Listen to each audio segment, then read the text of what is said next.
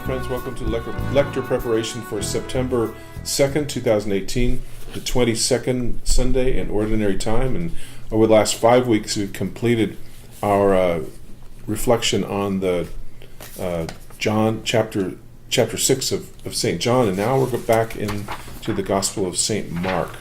And Lily Murray is here along with Debbie Frere. Lily's going to inspire us to prepare the first reading on page 248.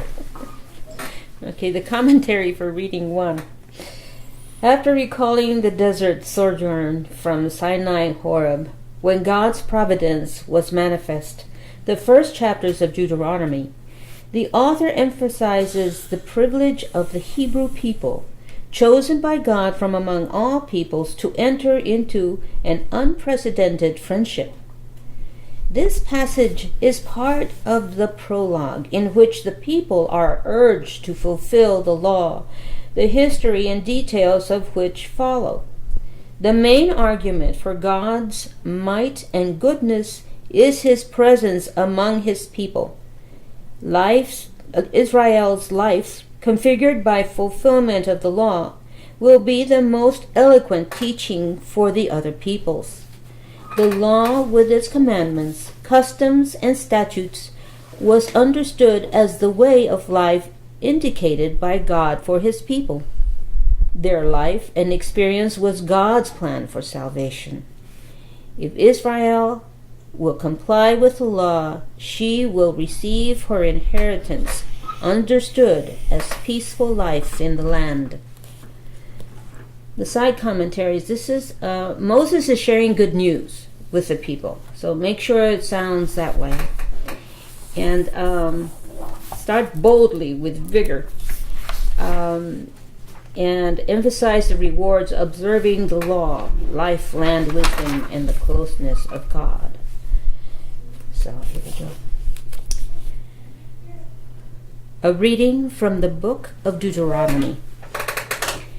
Moses said to the people, "Now, Israel, hear the statutes and decrees which I am teaching you to observe, that you may live and may enter in and take possession of the land which the Lord, the God of your fathers, is giving you.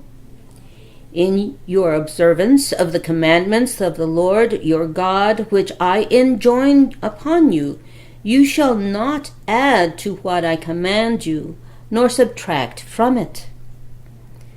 Observe them carefully, for thus will you give evidence of your wisdom and intelligence to the nations, who will hear of all these statutes and say, 'This great nation is truly a wise and intelligent people.'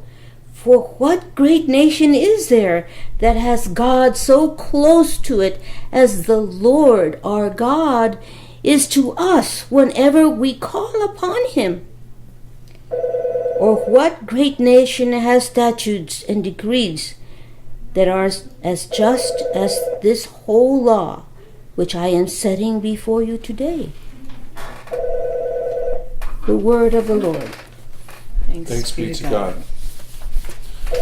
To draw your attention at the top of page 248, it says to keep in mind, it talks about using pauses to break up thoughts or to set apart significant statements or to indicate major shifts.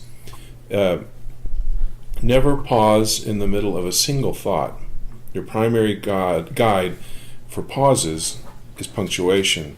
So I always look for the periods, to see where, especially in the Pauline, the writings of Paul, but because he has such long sentences, but to know where that is.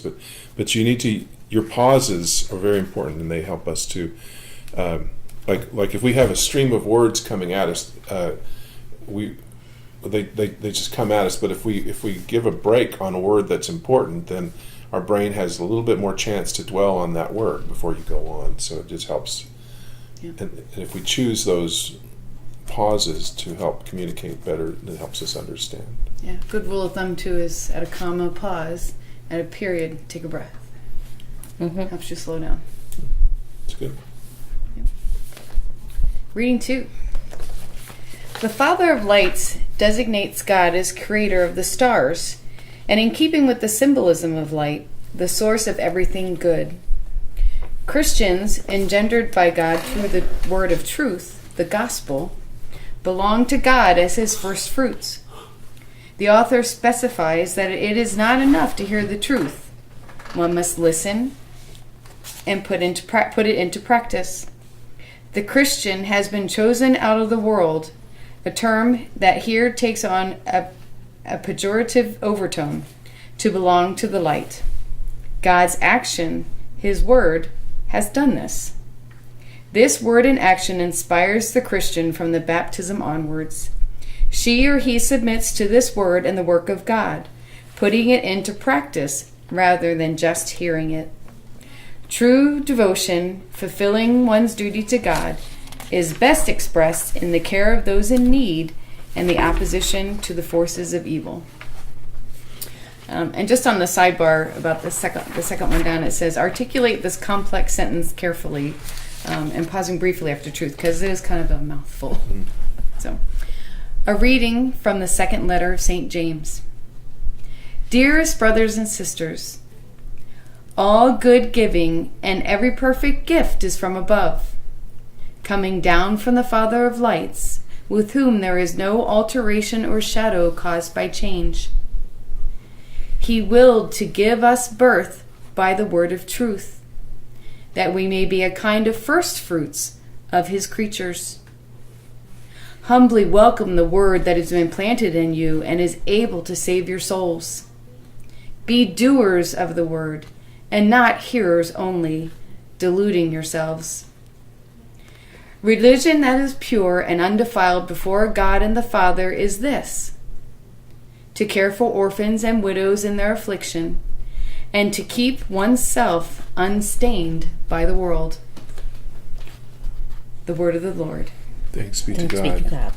Just to add one thing on there, that one line where it says, "Be doers of the word and not hearers only," and in our commentary it says this is why we proclaim with intent, because yes, we do want people to understand, but ultimately we want them to respond. That's what it's all about. I'm on page 250, and to keep in mind, the square over on the left side, it says, in narrative, find an emotion or point of view for each character, keeping in mind that these might change during the reading. So when you're telling a story, you have different people speaking. You need to color them a little bit differently, each one, just to set them apart, and you have to kind of get into their heads a little bit. So the gospel, Jesus is talking about the laws, and the Pharisees, and they're all coming to Jesus saying, well, you're not doing the law right. And he's saying, well, I'll tell you what, you don't even get the law. You don't even know what it's all about. And so I'm going to let you read the commentary at the bottom, which goes into that. But I'm going to just read the gospel story for you today. A reading from the Holy Gospel according to Mark. When the Pharisees, with some scribes who had come from Jerusalem, gathered around Jesus, they observed that some of his disciples ate their meals with unclean, that is, unwashed hands. For the Pharisees, and in fact all Jews, do not eat without carefully washing their hands, keeping the tradition of the elders. And on coming from the marketplace, they do not eat without purifying themselves.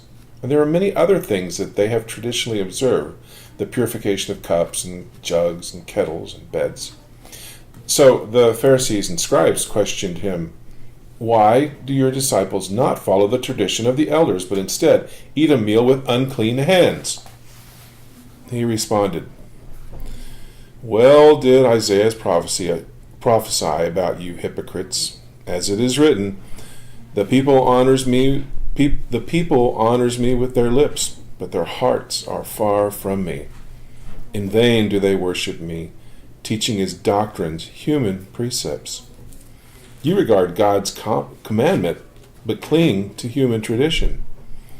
He summoned the crowd again and said to them, hear me, all of you, and understand, nothing that enters one from outside can defile that person, but the things that come from within are what defile. From within, people, from their hearts, come evil thoughts, unchastity, theft, murder, adultery, greed, malice, deceit, licentiousness, envy, blasphemy, arrogance, folly. All these evils come from within, and they defile. The gospel of the Lord.